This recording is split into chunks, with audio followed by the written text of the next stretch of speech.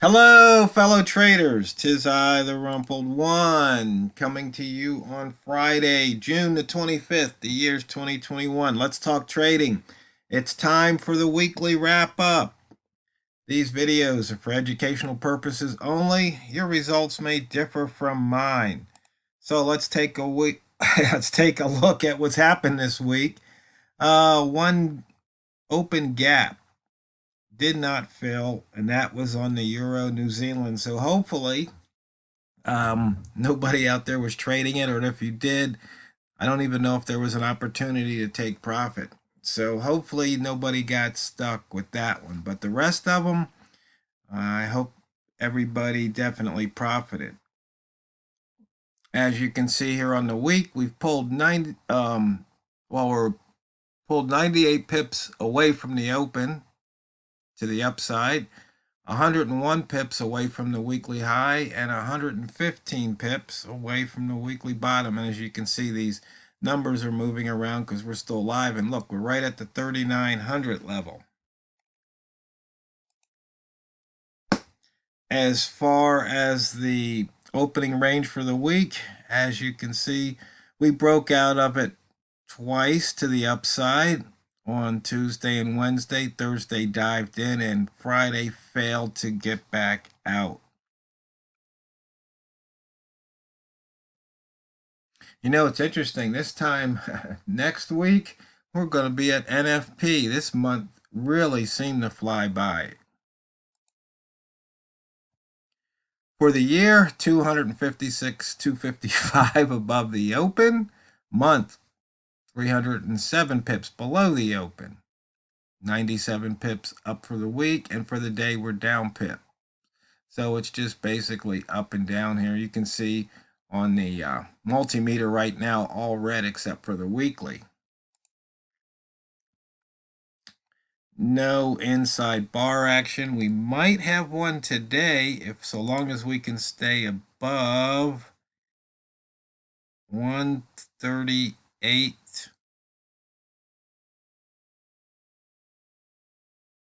89.5.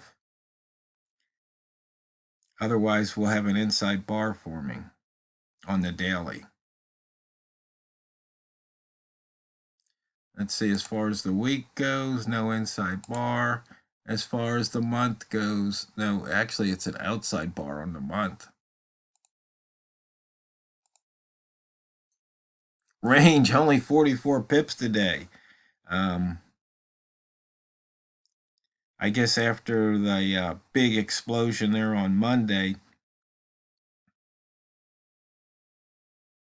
as far as pips, things have backed off range-wise.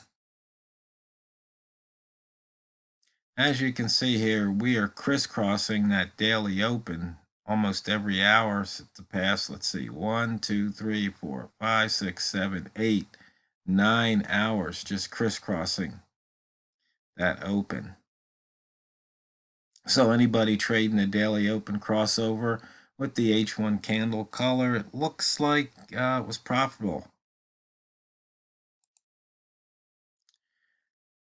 Range is really too low here. I like to see about 60 pips. But you could trade the rat zone. And as you can see, there was a lot of range, short range trades, 10 to 20 pips to be cycling through there. And you can stack the pips that way. In fact, I was talking to Walmart. He said in 1 hour he made 32 pips just going back and forth today.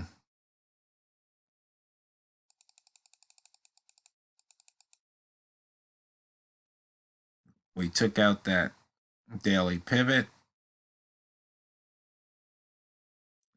The pivot trading plan called for bearish moves, so near the pivot short. And you can see here we didn't have an H4 close above the pivot. Let me take a look at H1. We had 1, 2 closes above, and once it closed below, it just kept closing below. So a lot of times when you're trading, you can look for those cross above, close above. In fact, I think I wrote a couple of those above below indicators that give you those stats in real time. It's just another one of those things you can look at to say, hey, is price closing above this line? Because if it's not, then it's closing below and it's indicating you might want to be short. And of course, vice versa for long. We took out the pivot. And let's see, we've got 3 trading days left this month. Let's see, maybe if we take out that one monthly pivot or one daily pivot during June, we'll just have to wait and see what happens. As far as the weekly goes, we took that pivot out. We almost took out this 37.81 pivot, just barely missed it. We had a low of 85.7, 81.6 there. Almost took it out. Wick zone, in and out, in and out, in and out, and then back in, and let's see what happens. See if price wants to get out of that wick zone before the day is over. Where it gets interesting, range. Last week we were at the 82 percentile. This week only 44, with clocking in at 215 pips so far. And unless something big happens, I think that's going to be the weekly range. And so I like to use percentiles as opposed to average, because the average right here for the last 100 days was 268. So you can say we're below average, but what does that mean? It just means we're below average. It doesn't really give you anything other than that, as opposed to saying out of the last 100 bars, there was basically 43 bars less than 215, which means there was 56 above 215. That's where this range sits in the last 100 bars. I just think it gives you a little bit better reading, a little more information. But I display both for those of you who like average.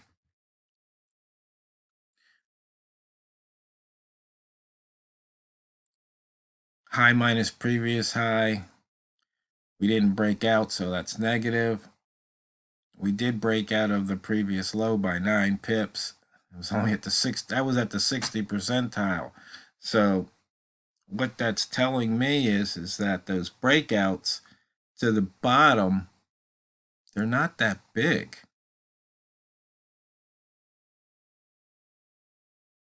That we're at the 60 percentile.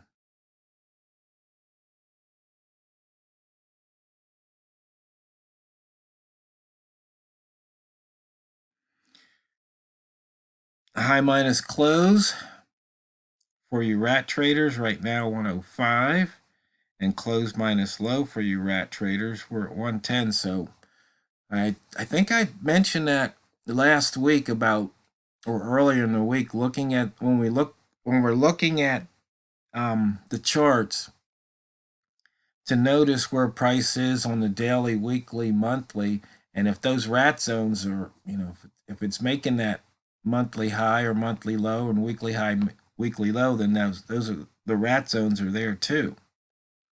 So you might want to keep that in mind, especially the next day if price creeps back into that rat zone, fails to make a new high, and then falls right back out of it.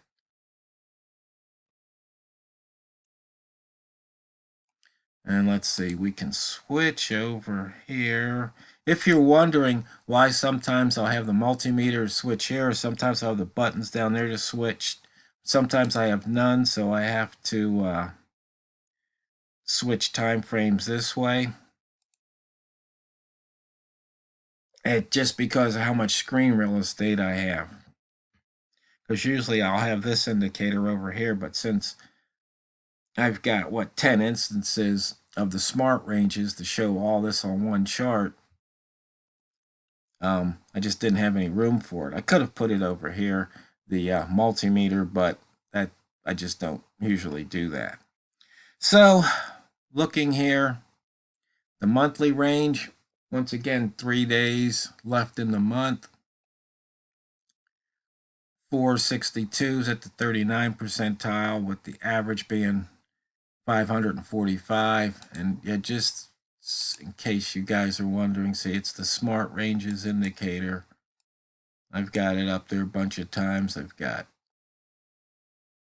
4 instances of just TROHL, 1 instance of HL5. I don't even know if that one's turned on or not. And then I've got the mid dots showing the pivot, previous mid, and I've got the inside bar coloring so you can see when there was an inside bar. But on the monthly, you can see 14 pip breakout to the upside, 15 pip breakout to the downside. You know, you could still put those pips in your pocket, nothing to sneeze at. The high minus the close, 349. So monthly rat traders were paid off huge. And close minus low, 113. And the monthly green rat traders were paid off also.